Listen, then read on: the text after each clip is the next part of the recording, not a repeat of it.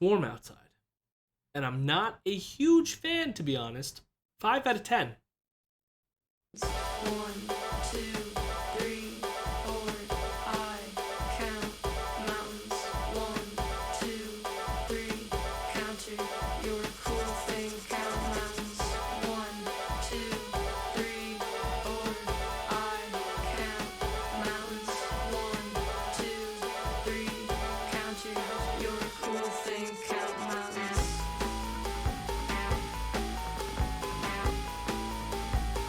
Experimental pop duo Water From Your Eyes have returned with their 5th studio album, Everyone's Crushed. I first started listening to Water From Your Eyes with the release of their last album, Structure, released in 2021. I especially enjoyed the single off that album, Quotations, and that's quotations with quotation marks around it, because they had another song on the album that's just quotations without the quotation marks. But anyways. But I did find the rest of Structure much harder to get into. The first thing I can say about Everyone's Crushed is that it is a lot more accessible than I feel that its predecessor is. With that being said, Everyone's Crushed still maintains some of their more weird and quirky experiments. So if you like that about their last album, you're going to like it about this one. The album begins with a brief introduction called Structure, named after their last album, which is this very glitchy song that is also kind of haunting. The only line sung on this track by lead singer Rachel Brown is a prayer for rain, which they think is wishful thinking for sunny days. But this is sung almost as if it's a terrible omen. It is kind of unsettling, yet also kind of mysterious and intriguing. We then get the track Barley, which is this incredible, almost post-punk jam, with Rachel repeating that they are counting mountains. There are also these trippy and glitchy sounds that make it sound like you are being sucked into the abyss. A lot of people have speculated about the sort of anti-capitalist message of this song in particular, with the counting representing the sort of drudgery and repetitiveness of work. This is complemented by the dizzying music as if we are spiraling out of control at our jobs. All I can say is that it definitely has some late-stage capitalist energy here for sure. The next song, called Out There, is an anti-suburban tune about feeling stuck in the suburbs.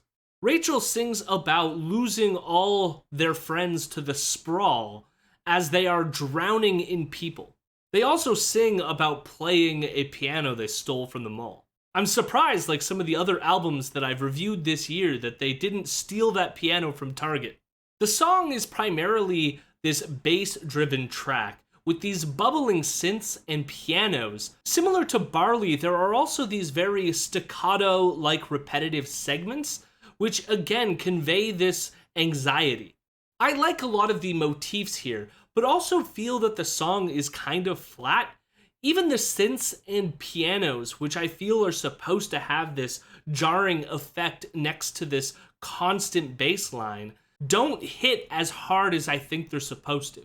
The droning quality might actually fit the kind of monotonous vibes of living in the suburbs, but it also makes the song feel devoid of life and therefore less interesting to me.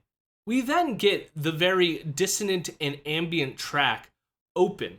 Most of the song is just noise, with this occasional deep synth line. Rachel also has this airy singing over top of the dissonance. I think there is even this Star Trek Next Generation reference here, with Rachel counting 5 lights, reminiscent of Picard being tortured into denying what his senses tell him.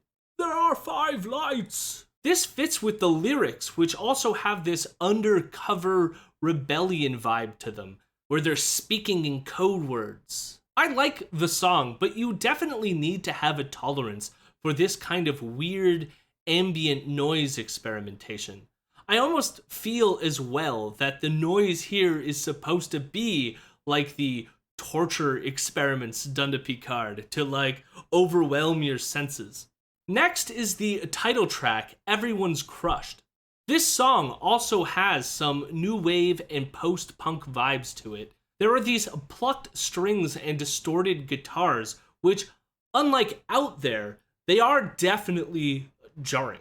There is also this wild and messed up sounding saxophone solo that is noisy, distorted, and sounds like it is being fed to a robot.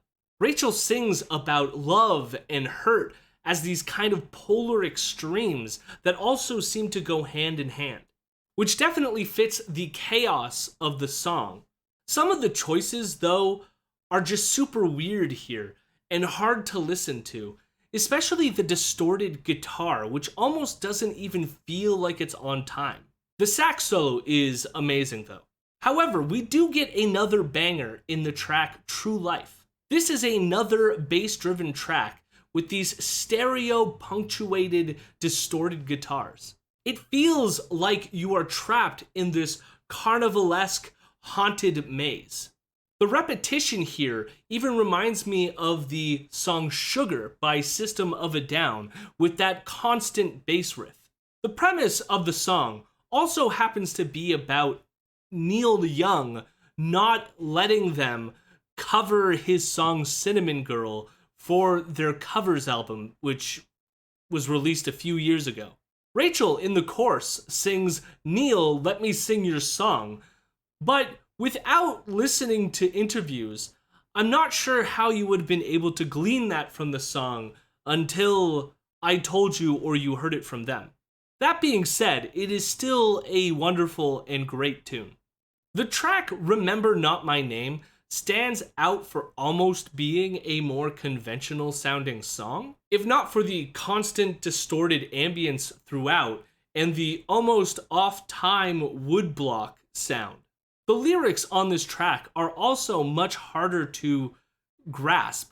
The song seems to be about some volatile relationship between strangers that is possibly abusive. Rachel also ends the song by saying, "You can read my mind," and frankly, no, I can't. I have no idea what's going on here. We then get the longest song on this album, titled 14.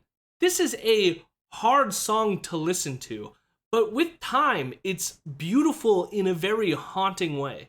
The song primarily consists of these cellos and string arrangements, but with this dissonant ambient noise. With Rachel, again, repeating phrases over and over, like, "I'm ready to throw you up," and "How much is 14?"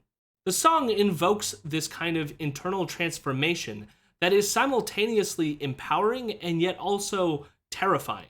The album ends with the song Buy My Product, which brings back the post-punk sound found in several of the songs on this album. The guitar on this song, compared to some of the other cuts, actually sounds incredible here, and it is not jarring nor is it dissonant.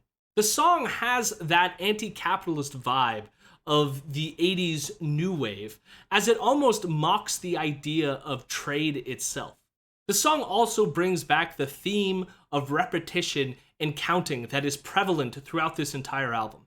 It is a fun and catchy tune to end this project. I could definitely see why some people would not be into this album. It is hard to find that fine line between order and chaos to make something that is both unique, challenging, but also enjoyable. I don't feel like it is always obtained with perfection on this album, but when it works, it does sound incredible. If you have a higher tolerance for dissonant noise combined with groovy beats, this might be the perfect album for you. For me, though, I thought it was at least a 7 out of 10. Did you like this album? Did you hate this album? Let me know in the comments. Consider giving the video a like and consider subscribing to the channel. I try to put these out once a day. So do that and enjoy the weather.